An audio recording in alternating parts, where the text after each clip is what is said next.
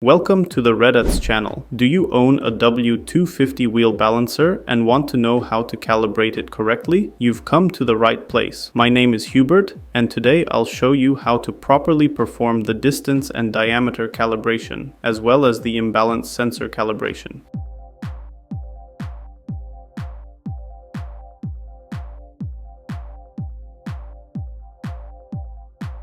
We'll start with the distance sensor calibration. Press the stop and find buttons on the keyboard at the same time. The display will show the message CALP0. Pull out the measuring arm, look from above, and set the scale to 0 centimeters, aligning it with the top edge of the housing. Hold it in this position and press ALU. Now the display will show the message CALP15. Pull out the measuring arm again, look from above, and set it to 15 centimeters, aligning it with the housing. Hold it in this position and press ALU again. When zeros appear on the display, put the measuring arm back in place. Next, we'll move on to the diameter sensor calibration. For this step, you'll need a steel wheel sized between 13 and 15 inches. Start by mounting the wheel on the balancer.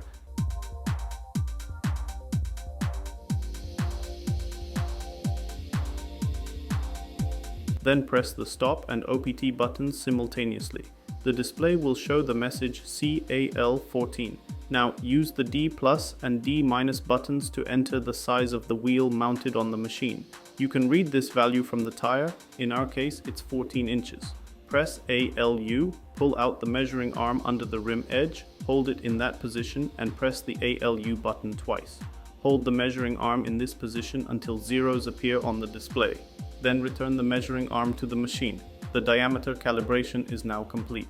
The final step is the imbalance sensor calibration. In addition to the wheel already mounted on the machine, you'll need a 100-gram calibration weight and a pair of tire pliers. You'll find them in the accessory box. Additionally, it's a good idea to prepare several clip-on weights for steel rims, as they'll be needed later in the calibration process to balance the wheel. Start by removing any old weights from the wheel.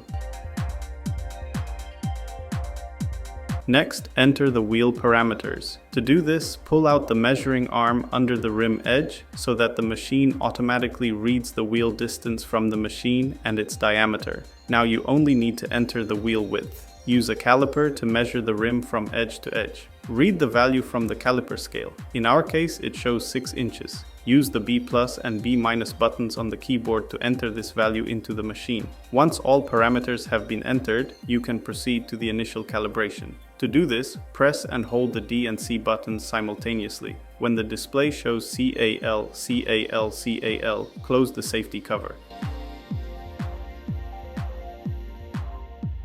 After the wheel stops, the display will show ADD 100 on the right side. Open the cover, position the wheel as indicated by the machine on the right side, and attach the 100-gram calibration weight exactly at the 12 o'clock position. Then close the cover.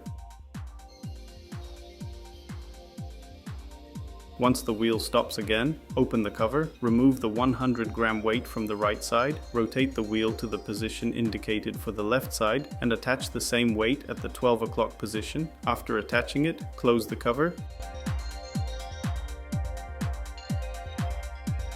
The display will now show End Cal. At this point, remove the calibration weight and close the cover again to weigh the wheel.